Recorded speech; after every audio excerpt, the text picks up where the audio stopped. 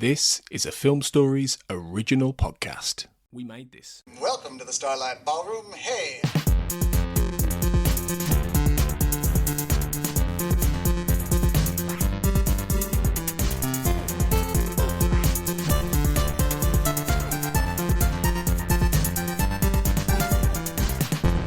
Hello and welcome to SHIPWRECKED Comatose, the podcast about Red Dwarf here on the We Made This podcast network. My name is Mark Adams and I am your host for this special episode between series 6 and 7 of our coverage of the television series Red Dwarf.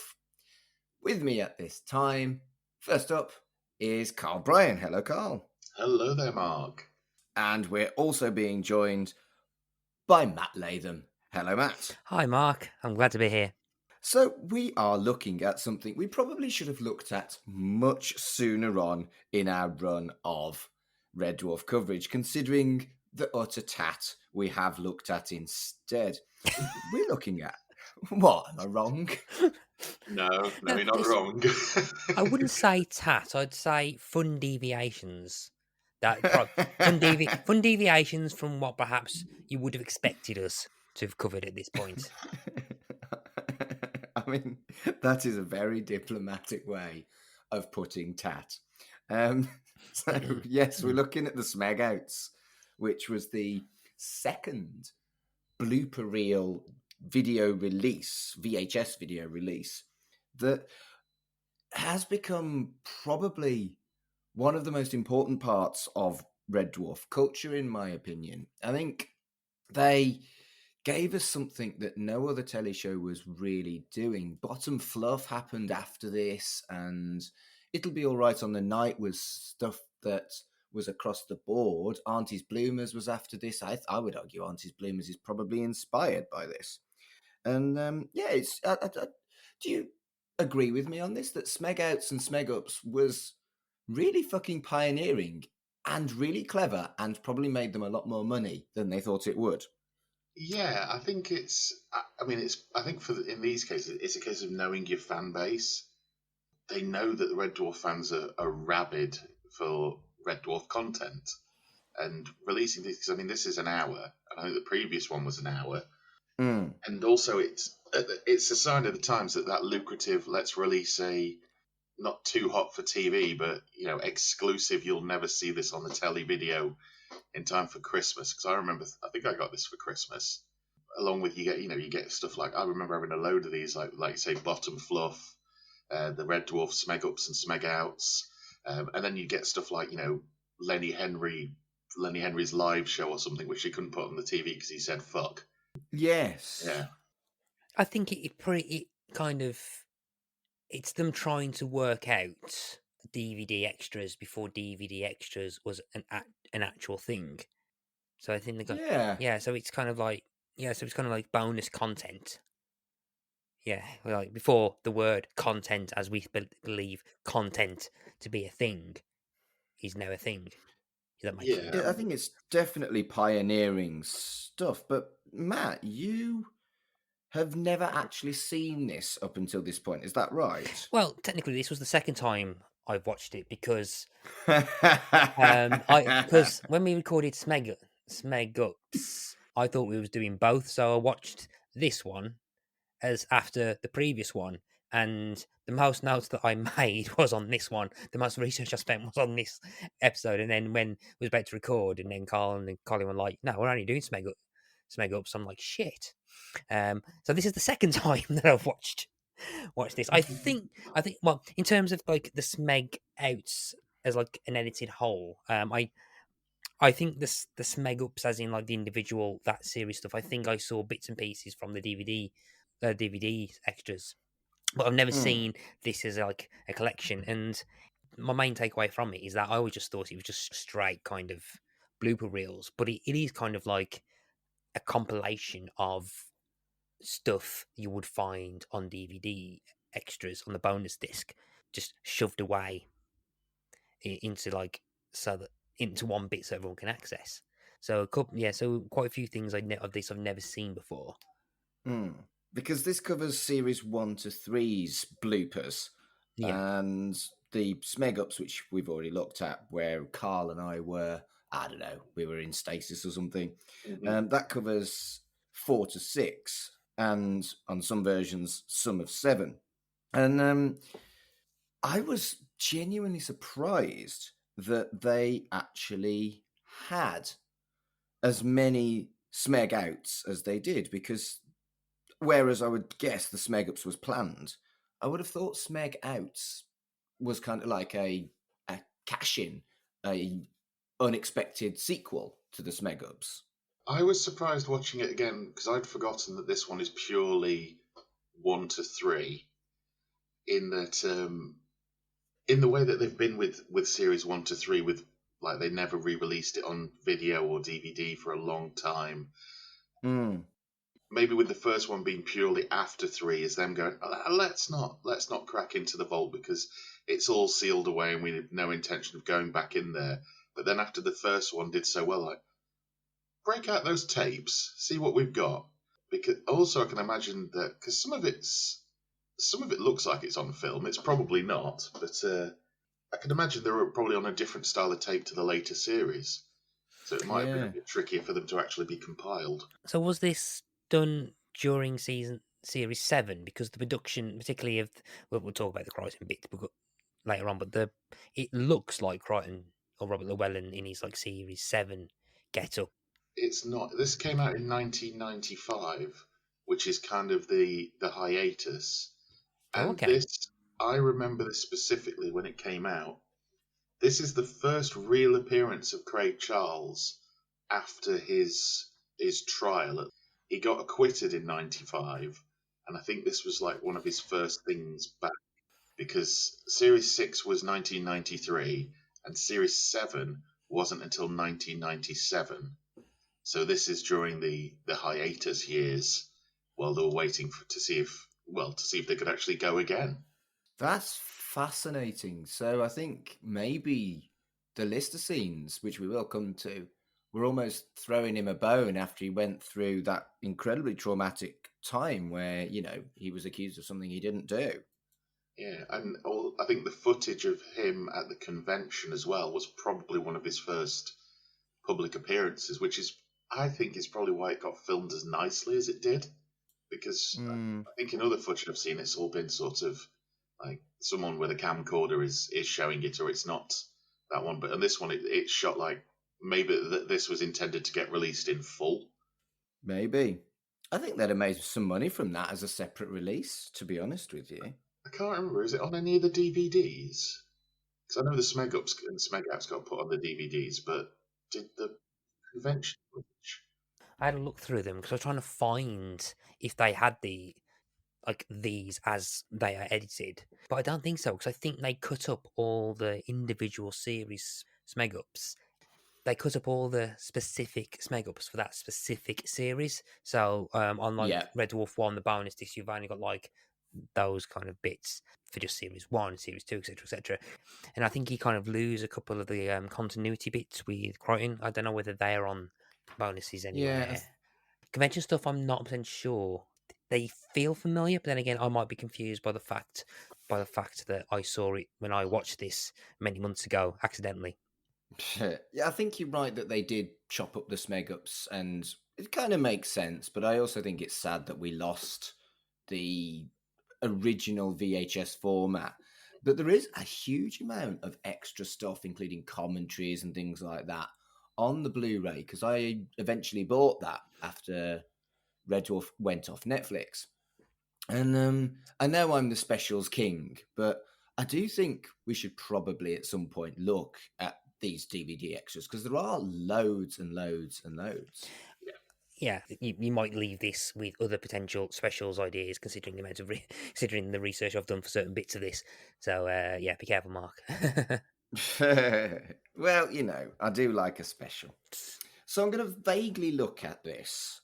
It makes more sense to me to look at this kind of as almost like I would do a list of what goes on in the episode. So bear with me and do feel free to distract me if you need to.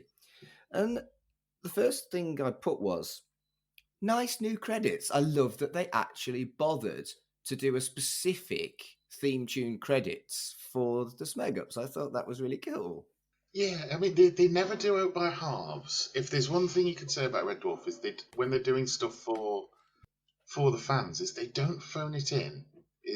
No. They will do credits. Like you said, the shots of Kryten, the quality's gone up.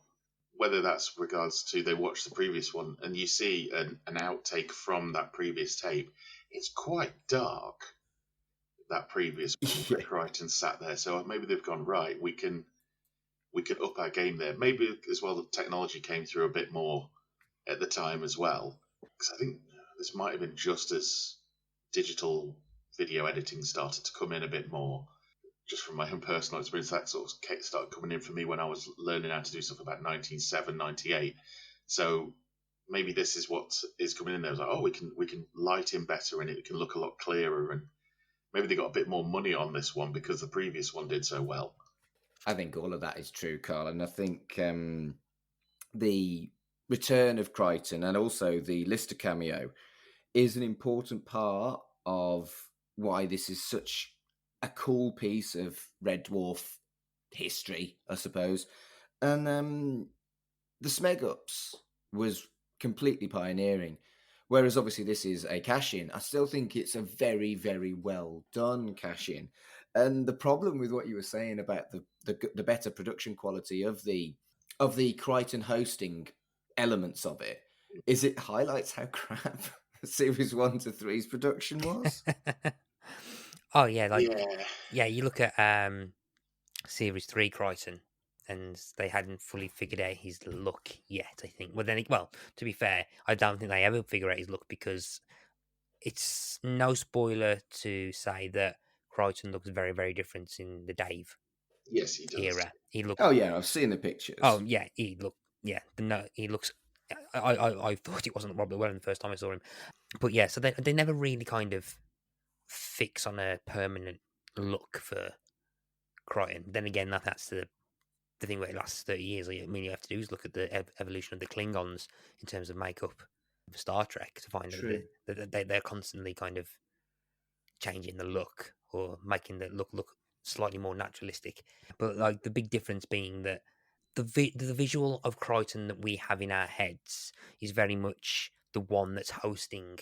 So the kind of shape of the shape and the build of the mask and the body, and like the slightly chunkier kind of upper body, where it feels it's not massive, it's not slim, and that's the look. I think that's the kind of visual memory I think that we have. It's the nostalgic right in the childhood. Quick plug, kind of rose-tinted ideals that you see when you think of Robert Llewellyn in the Kryten suit. Whereas then you look back at perhaps Series 3, and it's like it feels very different. The makeup still hasn't been kind of tweaked, and then you get to tweaked, and then you get to the kind of. I think Series 7 and Series 8 actually match the kind of look of feel of Kryten we got from the 4 to 6 era. But then you kind of, as like I think as Robert Llewellyn's gotten slightly older, I think, and the mask changed, they probably had to use a new cast, they probably lost the moles or something. He's never looked the same since. Yeah, I think. Yeah. In this tape, there's a very clear definition between the two when they show the deleted scene from Series 3. Yeah. Yes. Yeah. Oh, it looks bad. The flesh coloured bodysuit. Yeah. We'll come to that. I want to do this chronologically. You're both jumping around, and I get upset. Sorry, Mark. Sorry, boss. Shall we very briefly look at the elephant in the room? This is not as funny as Smeg Outs. No, it's not. I don't think we are saying anything controversial by saying that. It's not as good. No, but I think with Smeg Outs, you're dealing with a crew of people that are much more comfortable with each other. And in this one, they're just together for the first few years, and they're still probably getting to know each other. And also, it's well documented that Chris Barry and Craig Charles didn't get on. True. And I don't think you see that much in this. I think I watched it going like, oh, they seem very chummy to say they very famously didn't get on. But it's almost like that. This is the first bit where they don't know each other very well, so they are getting on, and then it just gradually maybe disintegrates and then comes back again. And I don't know. I get it. You need to fill an hour, But fucking hell, they over-egged the tongue-tied thing, didn't they? Yes, they did. And because I thought initially, again, because it's been a long time since I watched it, I thought, oh, we're going to see like tongue-tied bloopers, and it doesn't. It just does the intro, and then I'm like, Charles Organs probably would not let them put any mistakes in there. Oh, that's probably true. But yeah, they do go for it, and then it's like, oh, the full.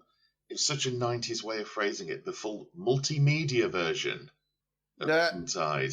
I was like, what's this again? And it's got the inserts of claymation, which I'm guessing is from fan created, I think. Yeah, I think we covered that, didn't we? Did you? How far did you get into that? Because that's where most of my research is on. Okay, so we did talk about this when we looked at the tongue-tied video, but there's no reason why we can't talk about it again. So jump in, Matt, and give us your notes. Yeah, because the bit through is I can't remember. Was this version in the tongue-tied special that you did with the animation? Yes, some of that animation was in the tongue-tied extended video that Danny John Jules did. So they used it here and they used it in that after. It was just fan-made. It wasn't. No one was paid for that. Yeah, because it threw me because I noticed because I didn't bat an eyelid at it until I noticed in the credits that it was animated by I think a Katie Catlow, a Lynn Catlow, and a Bryan Catlow, age 14, age 10. Yeah, and that's adorable. Yeah, and that led me down to pretty much figure it. I ended up googling them and then discovered that they're all kind of like animators now. That's nice to hear that they're all animators now. This was like the first one of the first steps into doing it. Yeah, well, for example, Katie Catlow has been an animator for 25 years and has done commercials for Heinz, TK Maxx, Velvet Issue, the Nationwide, Wrigley's, The Sun, Sport Scotland, Motorola, The Warehouse Project, HSBC, IT Sport, McCain Oven Chips, Jura Whiskey, Dulux Paint, Hannah Blast, and Samsung, together with music videos for artists London Grammar, Run the Jewels, Father John Misty, and Two Fingers. TV series includes Ooglies, Rasta Mouse, Rah Rah the Noisy Lion, and the Little Blue Dragon. I was also part of the animatronics team on Harry Potter, Order of the Phoenix, and Children of Men. And that's just one of them. Holy shit. Yeah, in 2013, I was one of the 5 international winners of a script writing competition launched by Bombay Sapphire.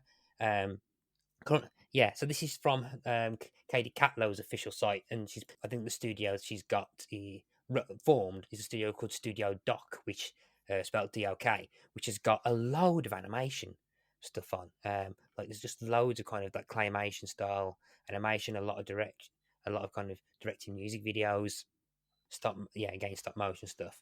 And I was like, and I ended up going this is where my unintentional research. I just kept going through, like when you're on Wikipedia, you just end up for like a minute, you end up spending half an hour, just keep clicking on stuff. Yeah, so I ended up just rabbit hole shit. Yeah, I went down rabbit holes and stuff, and like the amount of stuff that they've done is ridiculous. Now the other two, Lynn Catlow and Bryan Catlow, I think they formed a company called Two Bears, which is an animation studio.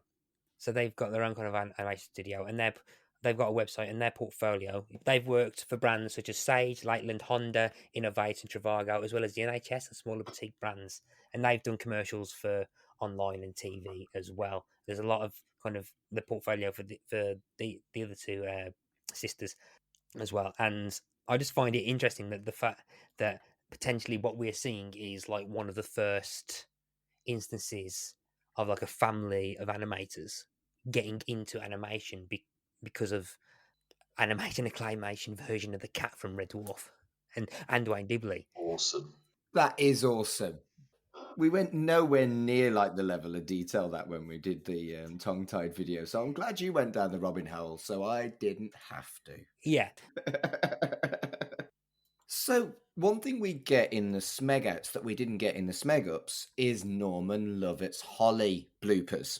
And I was absolutely delighted with them. I think they were probably my highlights of the bloopers were the Norman Lovett stuff. And he's got naughty boy. He's got such a potty mouth. It does make me laugh that it's one of the first things we see is him doing the distress call, and he just completely botches it. And his realization that he's sworn. I thought was so beautiful. He ducks out of shot. That's because he's pretty much sitting next to the audience, isn't he? He's just kind of sat there on his own. So yeah, it's quite nice. Where he's like, "Oh, I'm not normally rude." He's like, "You are. I've heard your stuff before." And I think what's really interesting is it does give you like an insight on how Holly was actually filmed as well, because the way he moves out of the screen and stuff like that is something obviously you wouldn't see on the main show itself. And I think that's like a kind of like cool little look behind the scenes as like a fringe benefit. Yeah, I don't know why I thought this, but for some reason there's the Smeg Out where they're doing trying to repair the drive room, and they keep looking back at the screen to talk to Holly, and I didn't remember if that was superimposed on or if he was actually on the screen. So it was nice to see that he was on the screen, but they kept cutting to the actual shot that they must have recorded straight off the camera. It never occurred to me before where, like, is he actually there? It never occurred to me that, or is he off screen that they're interacting via a video link, or is that too high tech for the 80s? I never really thought about that before. I don't know whether there was actually interacting with him there and then. And they must do, unless he was just slightly off screen and then interacting. I can't remember. Yeah. I think it changed from series to series. There was somewhere he was just kind of sat in a little booth on his own, but he was still on the studio floor. And I think there's ones where they said, "Oh, he was off in a room backstage somewhere." I think that might have been the latest series. I think I might have heard him complain about it on a behind the scenes before, that he was miles away from everybody. That does feel a little bit like a lonely existence sat in a room on your own being projected onto a telly. Yeah. And I think another thing that I really enjoyed, again, because it was a peek behind the curtain, was how different Danny John Jules' voice is to the cat's voice. And he's like, talking like a cat. And then suddenly, my name's Danny. It's really brilliant. Or apples and pears. Yeah, it was. I really enjoyed that. And I think, obviously, we've seen him in other stuff, but the immediate transition was very, very funny, and potentially funnier than some of the other Smeg Ups because of the way his voice is so completely different. My favourite one of that is where he comes. He's got the white suit on. He comes running in. He's like, "Hey, how am I looking?" And he puts his hand in his pocket for his mirror. And he just seemed like he's trying to style it out because he can't find it. And then he realizes he's not got it. And he just goes from, "How am I looking?" to, "Oh, right." And turns around and walks. Yeah, I think stuff like that is funny and a blooper, but also gives you a cheeky little look behind the curtain as well. They're my favourites of all the Smeg Ups across both of the VHSs. And I wanted to ask you, have either of you been to France recently and gone to a service station? No, but I know where this is going. So when I went to France on holiday with my family in the late 80s, early 90s, they definitely did have horrible, horrible squat toilets where you put your feet either side of a hole, you crouch down, and you shite into it. They definitely had that because I remember it because it was a traumatizing part of my childhood. This gag about the French lavatory squat, is it outdated or do the French still have these barbaric bogs? Don't believe it's the case. I think maybe in some areas like truck stops or something it might still be the case, but I don't think so anymore, no. I'm only 43. In my lifetime, the French had toilets where you were expected to crouch and shite. I mean, it's childhood trauma returns from that gag.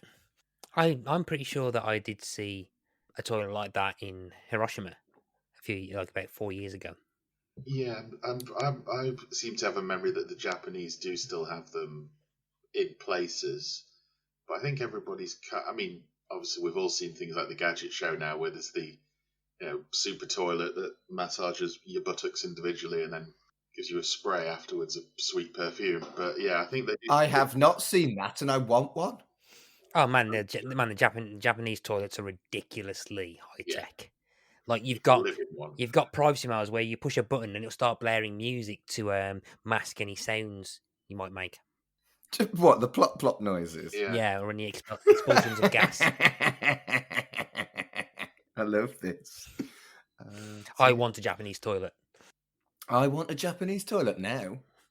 But yeah, so it was just a noticeably outdated gag is where I came from on that.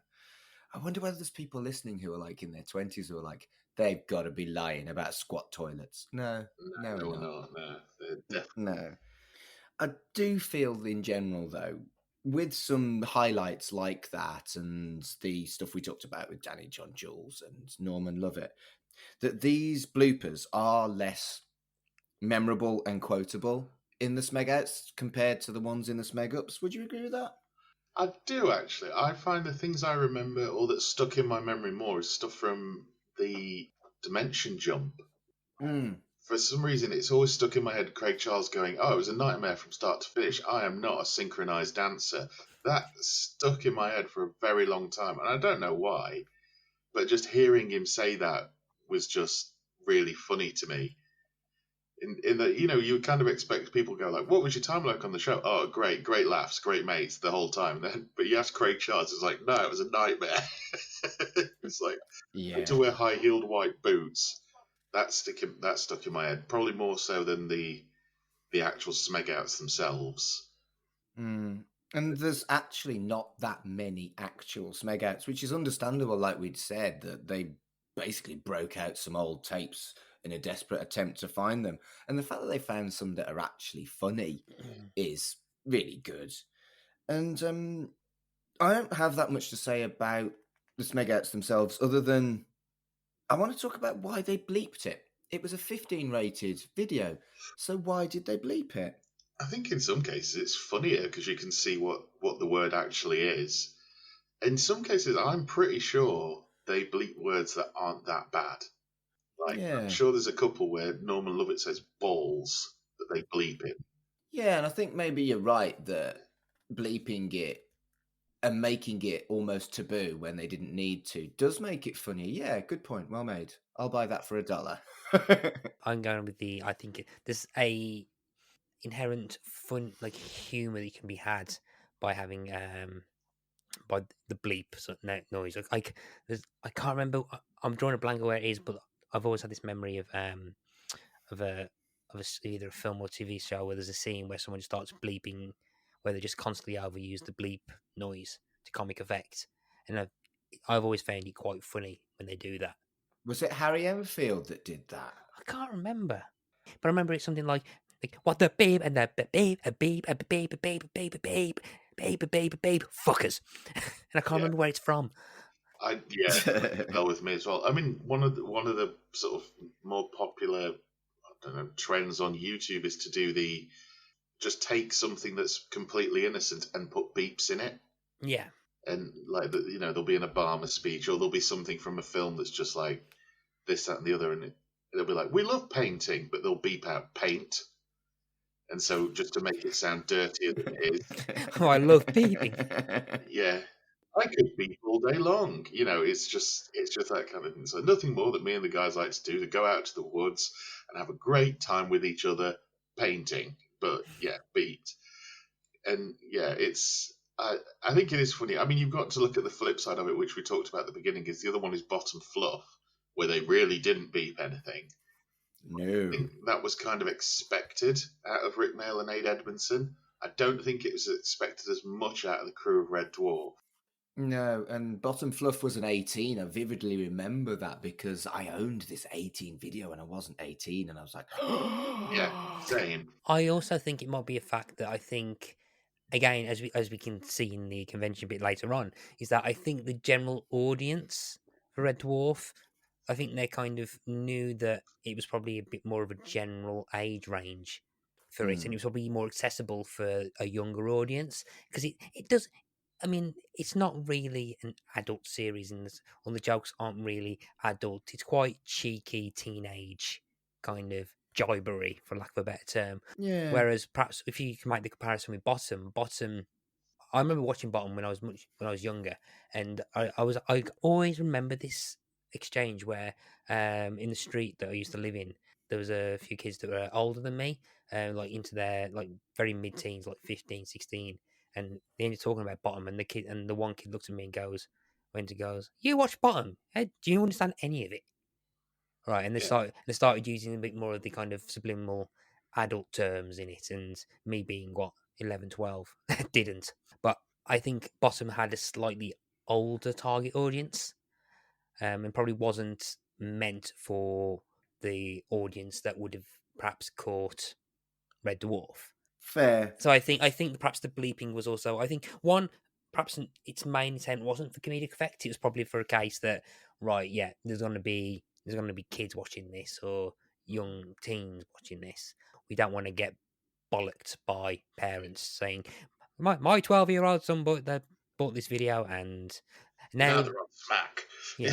yeah, and now start saying that everything's cack. I mean, My mom didn't like it when I started saying cack around this age. So, yeah, you're absolutely right. She got very upset. I remember one of the few times she ever swore was I said cack, and she took me to one side and she said, "Mark, I'd rather you say shit than cack." And my brother and I have quoted her with that fucking phrase for the rest of our lives, and it's still one of the things, like family private jokes, that we find the funniest. Is the one time my mother ever said shit to me. It was wonderful. She must have really kind of agonized over about whether or not she wanted to say the word shit. I mean, you've also got the very marketing thing of, we want as many people to buy this as possible because Red Dwarf's not on the air at the moment, so we should really aim for a 15 or a 12 rather than Bottom, which was still on the air or still doing the live. Probably true, yeah. yeah, Bottom was definitely doing live stuff in '95. Actually, I don't think Series 3 there. I don't think Series 3 are dead at that point. Wasn't it like 93 to 96, or am I? Something like that. I think the first live show was while the show was still on the air. I think it was like between 2 and 3 or 1 and 2. Yeah, the last live show was in 2003 because I went to see Bottom 5. I'm very jealous that you got to see Bottom live. I saw it in what? Yeah, I think it was one of the last ones in the tour actually, because they played the Civic in Wolverhampton. We was at the back, I'm not at the top row in the back, and Rick Mail basically just because we was like 17 or 18 at the time, being absolute bellends, shouting "Have a wank" and all that bollocks. And Rick Mail went, "Shut your mouths, you vile youths." And then Aid Edison just went, "You have to admit he's got impeccable timing." And it was just before the moment in Bottom 5 where they have to power a time machine through Richie's generating electricity via masturbation. It was just before that. and in my head, and you talk about quotable dwarf. One of my quotable Bottom live is that I always think in my head, whenever something kind of happens that kind of coincides anything I'm going, you've got to admit he's got impeccable timing, and I've always remembered that. Nice. The only other thing that I have in my notes about the Smeg Outs themselves is, let's not dwell on this, but there is some unfortunate 90s ick where when they make a mistake, they then immediately transition into a rather unpleasant Japanese gibberish accent thing. It wasn't nice. It was the 90s, and I sincerely doubt that any of the actors involved in this would do that now. And yeah, it's a thing. Mm-hmm. Yeah, no, agreed. Yep. I just noticed something on my handwritten notes. One thing that was brought up, I think I can't remember which mega it was, but I think it might have been when Kryten / Robert Llewellyn's talking about Craig Charles's golfing prowess with the golfing stuff. I think he used the term constipated elephant, or that might be to do with the animal ones. And for some reason, the use of the phrase constipated elephant immediately made me think about whether. Okay, we're jumping ahead a bit, and now I'm talking about the episode Pete, part 1 and 2. I'm just wondering whether they've always had the idea of a massive animal and its bells in their head, And part of me is wondering whether they've been wanting to do that for years, and whether the constipated elephant gag or line that Robert Llewellyn has, I wonder if that's kind of related to them wanting to do something with a big animal crapping everywhere. And I wonder if that would eventually lead to the Pete the T-Rex. Maybe that's what led to the split between Rob and Doug every series. Doug's like, and then the elephant craps on him. No, Doug, we can't afford it. We're not having crapping animals. Yeah. We're better than this.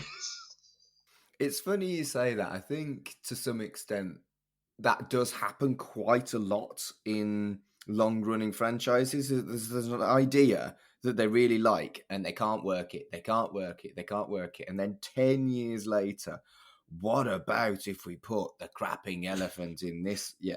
So I think I would suggest you're probably right on that one, actually, Matt. Yeah. Well, then he goes, we've got the money. We can do better than elephants. What about a dinosaur? What? A dinosaur on a spaceship? Oh my God, did Pete influence Doctor Who? Maybe. I do love the fact of that episode of Doctor Who. They just nail it on the head before the credits. Dinosaurs on a spaceship. It's like, there it is. Yeah. Yeah, you can just, that's just hit me in the head going, wait a second. Did Stephen Moffat steal that from Red Dwarf? Okay, we're jumping ahead. We'll probably talk about that in here when we actually get to see that. But yeah, let's do that. Yeah. Let's do that. So let's move on and talk about the other stuff that isn't bloopers on this VHS release. The first thing is the backwards footage played forwards, and I think we've discussed this quite a lot, the backwards footage and what they say on it. But at the time of this release in 95, I think you said, Carl, it's still something that we wouldn't have had access to. And as like a thing at the time, it was very, very cool. Yeah, it had never been seen. This was a big thing. This was probably like of legend within Red Dwarf fans of, Arthur Smith says this, and then he says bollocks really loudly. And you get the feeling they just said to Arthur Smith, say something. Just do something. As long as you get the hand gestures right and the pointing, you can say what you like, because no one will ever ask for this footage. Oh dear, somebody's asked for the footage. What I quite like is that on the time of recording, a couple of days ago, you had the interview with the Brewers, and one of the anecdotes that they said was that they actually convinced their school to get audio editing software to reverse. They did. I was impressed by that. Yeah, and like they were just saying about, it goes, I'm talking to the one sad bastard that managed to play it backwards, and then them as teenagers going, oh yeah, we're those sad bastards. I just, but I think again that was probably before, again, preempting DVD specials and perhaps the technology not being there, because guaranteed to be able to do this straight away within, if this aired now, guaranteed on YouTube. 45 minutes after the episode aired, someone would have ripped it off BBC iPlayer, flipped it, and then stuck it on Twitter going, oh, look what I've done. Yeah, and I think there's almost competition these days to do stuff like that, whereas in the mid-90s, this was actually incredibly rare and interesting. Mm-hmm. Yeah, I mean, one of the things I remember is it used to happen in wrestling a fair bit when YouTube kind of kicked in, is if they had a mystery wrestler and they were using a voice changer on it, someone within like a couple of days would have decoded it and worked out who it was. So it's, I mean, the whole concept now with blooper reels, a lot of movie studios will put their blooper reel on their official YouTube channel. Yeah. It's still popular even to this day. And one that springs out to me is the show Supernatural. They will put together one every year and put it out, and it's normally like 10, 15 minutes, but they'll play with it. They'll actually shoot bits to go with it. Like they'll shoot like an alternate title sequence where it's made to look like a 90s sitcom or something like that, and they'll actually make it into a thing like they have here. Blooper reels are still like really popular because you want to see, like, I don't know, Captain America fall on his arse, or Benedict Cumberbatch completely lose it, or something like that. It's Benedict Cumberbatch completely naked, did you say? Lose it, not naked. Oh, okay, sorry. Sorry. Calm down, I Mark. know I probably Breathe. lost you just as I hit the end of Benedict there when your mind just went off on one. So one of the other things is a 10 more most asked questions, which I get it. You needed to fill an hour. It's not as funny as the Smeg Ups one, and it is just continuity stuff mostly. And we've talked about continuity enough on this podcast.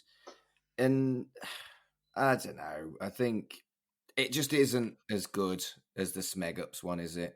I don't think they'd do it now because of the culture that surrounds like continuity and tying stuff up. I think if they did it now, they'd actually try and attempt it to answer them properly.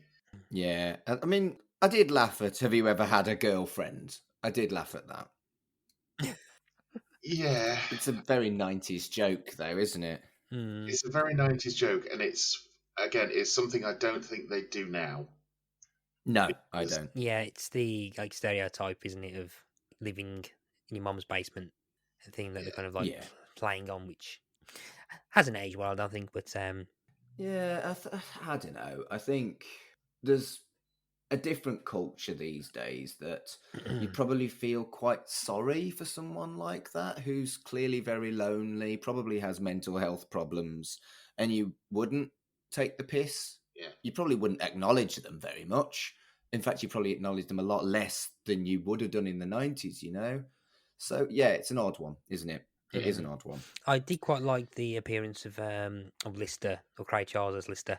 And again, it's a very weird kind of fourth wall breaking, kind of in character, but being aware of the characters thing. But I did quite like the Lolita page, like with someone like moans about that, and then like Lister's like, yeah, see, I had the book upside down.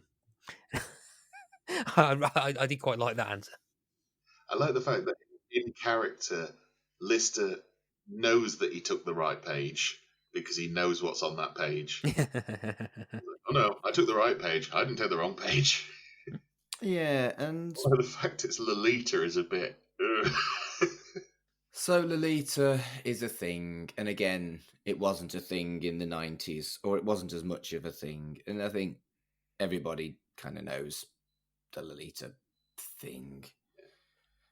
Should we talk about the strip poker scene, the deleted scene? Yeah. You touched on this before. I quite liked Naked Kryten. As a concept, I thought it was quite funny and quite clever and cool to see what was underneath the plating. Yeah, but Mark, I've got a feeling that anything with the word naked will automatically pique your interest. I mean, did you not feel the same then? You didn't think it was fun and silly? I think it's silly. It was very off-putting. I don't know if I like the kind of joke of the flesh-coloured bodysuit. Wasn't it supposed to creep you out? Isn't that kind of the point of it? I don't think it was, Mark, no. Oh, okay. I thought it was supposed to be kind of weird and creepy. I mean, you're both right. The scene wasn't funny, unfortunately. So greasy looking. Why did he look wet? That was the thing that I couldn't get my head around. Which episode was this supposed to be part of, and when was it filmed in the production order? I think it's Body Swap because it's the abandoned ship.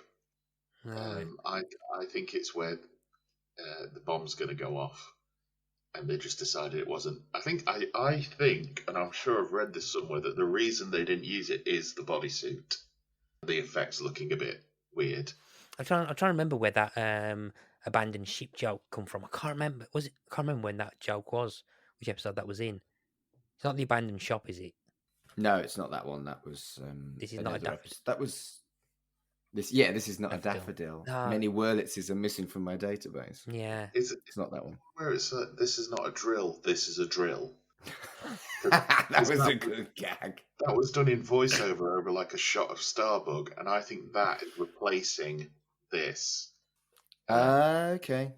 Yeah. Also, Kryten's neck thing just waving around just looked a bit weird. and I think, and again, going back to my earlier point, I think it's where they hadn't really figured out Kryten's look. Yeah, because it looks practically skinny.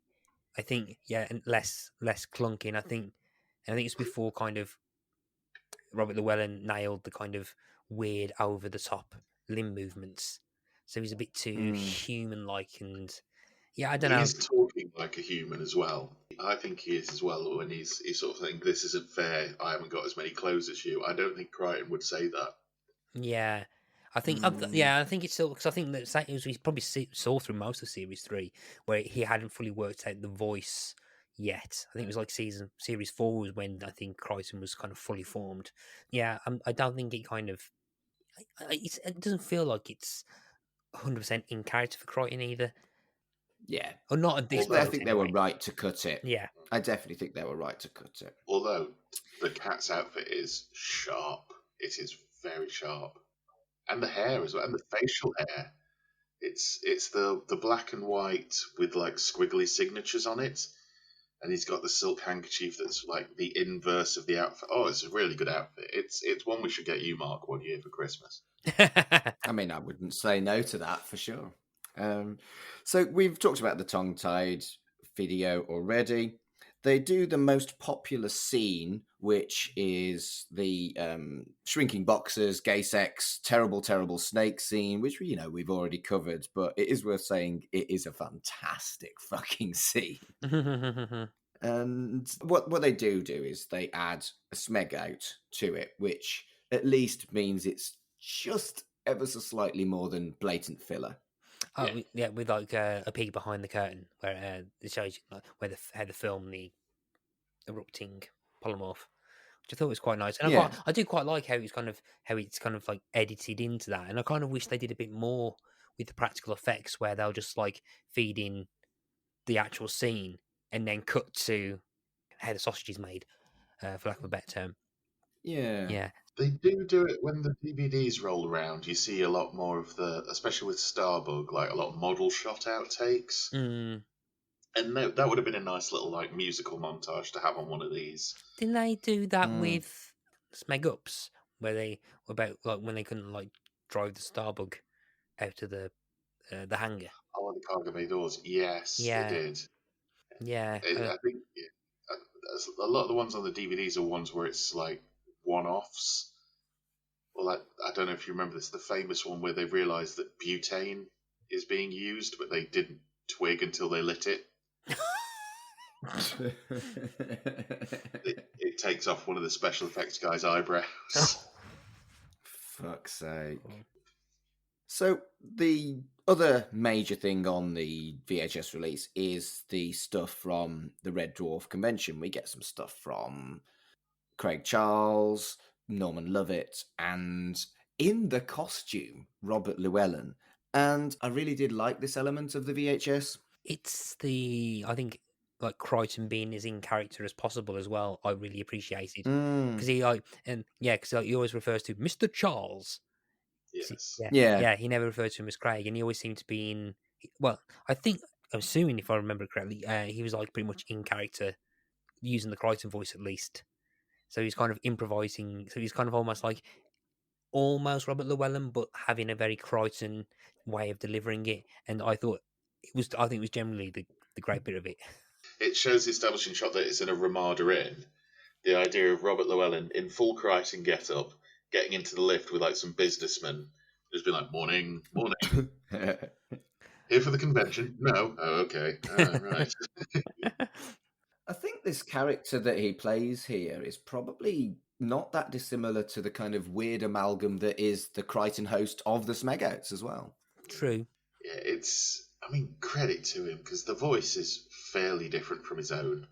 Obviously he does it during shooting, but keeping it all day, it must be tricky for him to hold it and keep character, especially when you kind of riffing with a live audience as well, and you're not really on camera. You're being filmed, but you're not like on the show. So it's and Craig Charles with the double denim. Oof, it's still a look. It's a look. It is. He's got it's still you can smoke indoors. So he's there with his Marlboro lights, just powering through them.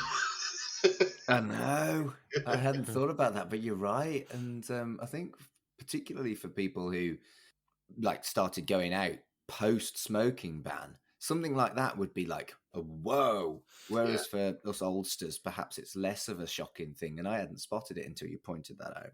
I worked in a nightclub when the smoking ban came in at midnight, and the club was open from 8 till 2.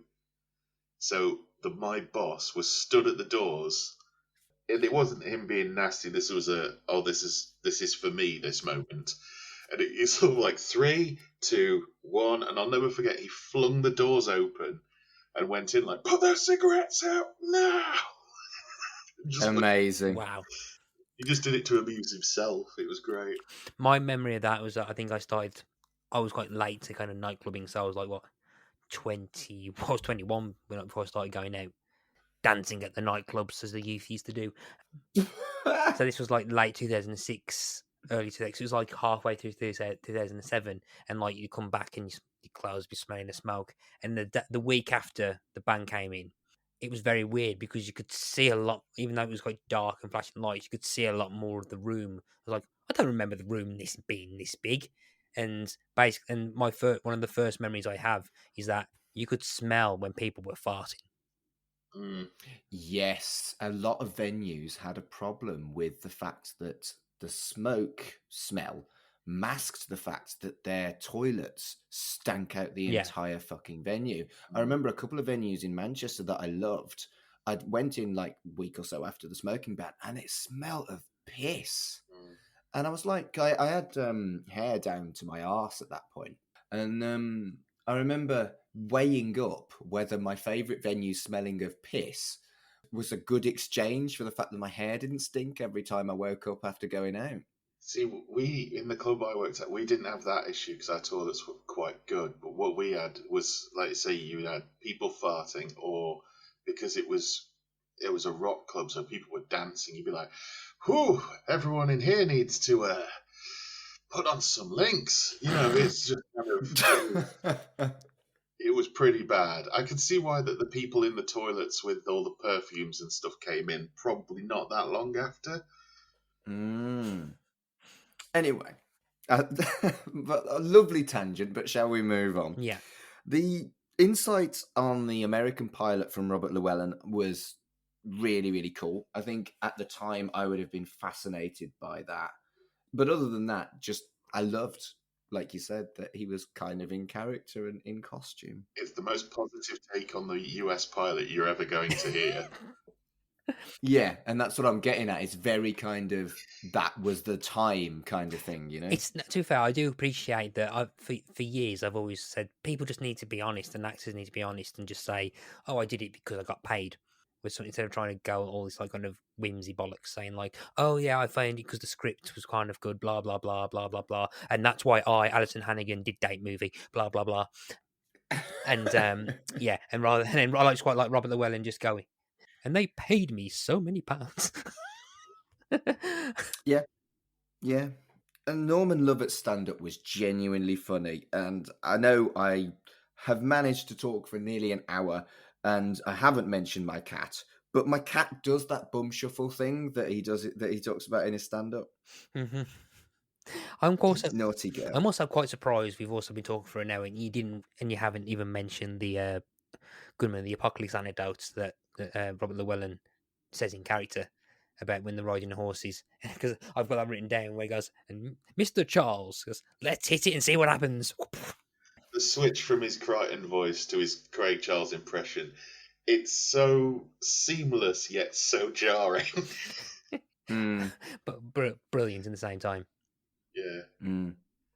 Yeah, I think the whole thing's great. If you want to talk about the Craig Charles stuff as well, his poem is genuinely great. Yeah, I mean, I was my note on this was like, it goes, oh yeah, he's a poet. I forgot.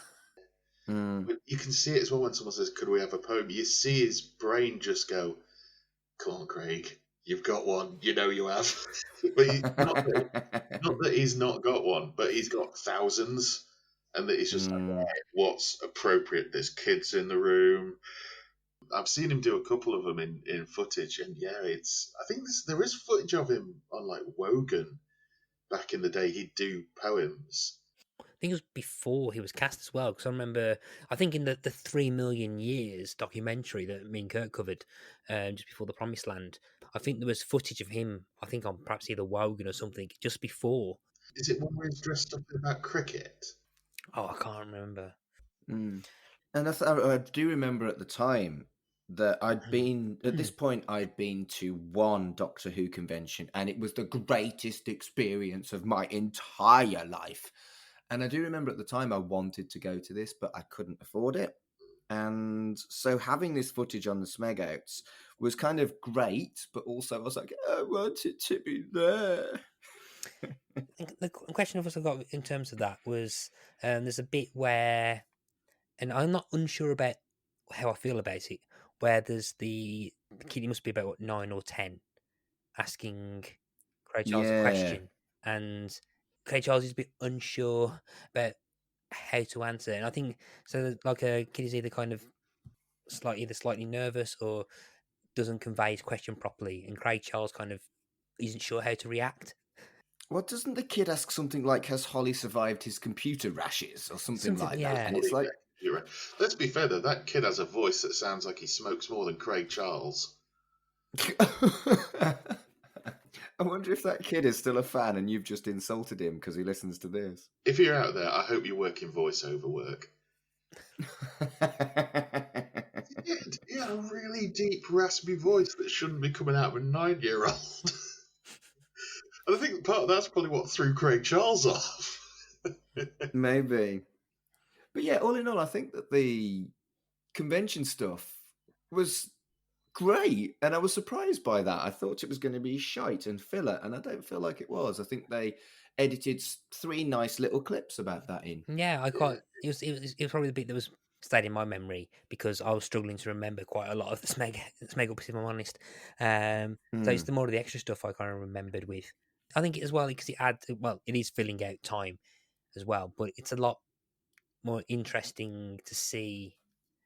Like again, the bonus footage that you would never see nowadays. You would have this kind of stuff be put onto YouTube and easily accessible. This is probably on YouTube. There's probably other you probably got whole panels. There's probably a full uncut version of this on YouTube somewhere. Which Mark will do a special about in about 3 years. But there must be at least 6 people in the audience with a phone who've recorded the whole thing, and it looks good. Yeah, that's it, isn't it? But I love the kind of stuff that we do, like the Smegazines, that's kind of a reminder of the culture and the technology of the time when we were young and Red Dwarf was young. But no, I love stuff like that, almost like historical stuff, our own lifetime, but historical stuff. I've always found that kind of thing fascinating since doing podcasts like this. Mm-hmm. It makes me think I need to wear more denim. You do need to wear more denim. Everybody does. Everybody's denim, Dave. I'm trying to find the Smeg Outs on the Red Dwarf wiki to see if I can figure out where that is and whether there is actually an uncut version on YouTube. Because it makes me wonder if was it because it's not the first one, is it? Because they covered some on the previous tape, didn't they? Because now I think when they do because we covered it in the Smegazine episode because it was like they had like Hattie Hayridge there and that was about it, wasn't it? There wasn't that many of the cast, so this must have been a big thing. Like it was the first one Craig's done. Yeah. I mean, obviously he was acquitted and found not guilty, but he must have been on a bit of a re-establishment tour at this point because he was coming back after. There's even a quote from him when I was reading about it for my research for this, where he said, like, guilty or not, that is now against my name and you'll see it there for the rest of time. Yeah. And yeah, that's grim. So getting out there, I mean, the first people who are probably ever going to welcome him back with open arms is the Red Dwarf fan base. True.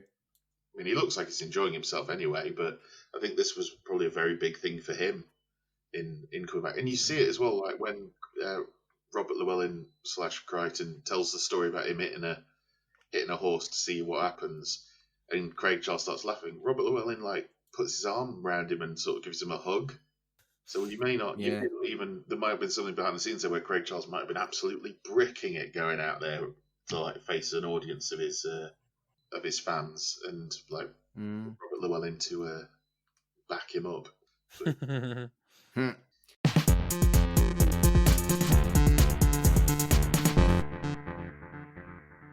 So, gents, this has been lots of fun. You know I love a special, but I think this one was one we really needed to do.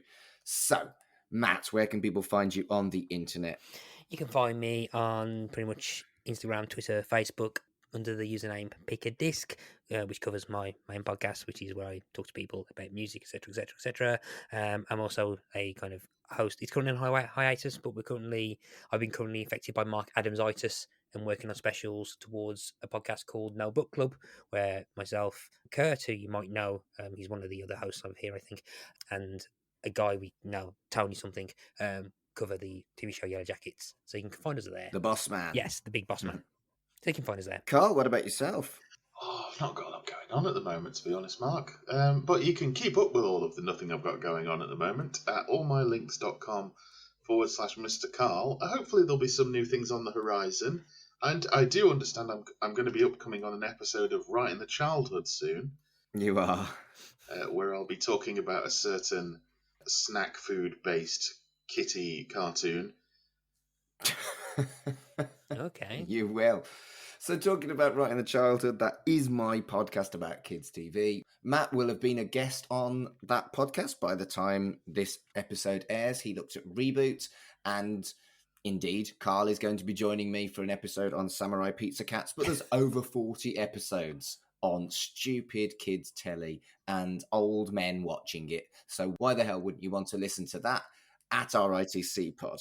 I refute the claim of being old, thank you very much. You're over 30, that counts. I am also the host of Chucky Vision alongside my friend Dev. Chucky Vision is a podcast about the Child's Play and Chucky franchise. And soon, hopefully, like autumn, there'll be a series 2 of Chucky. But in the meantime, we're doing monthly specials in a similar vein to the tenuous links that we do on this. It's all very me. At Chucky Vision on Twitter. If you're looking for me, it's at Mark Adams HC on Twitter as well. The HC stands for hardcore. No, it stands for Humanist Celebrant. Oh, fine. So thank you for listening to Shipwrecks and Comatose. And until next time, Imagine it could stand for hardcore. I'm so hardcore.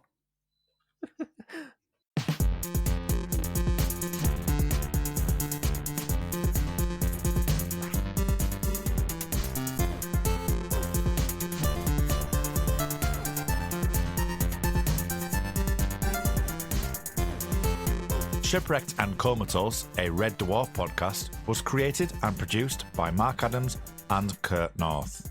You can find us on Twitter at Red Dwarf Pod, and we are part of the We Made This Podcast network, which can be found online at wemadethispod.com or on Twitter at We Made This Pod.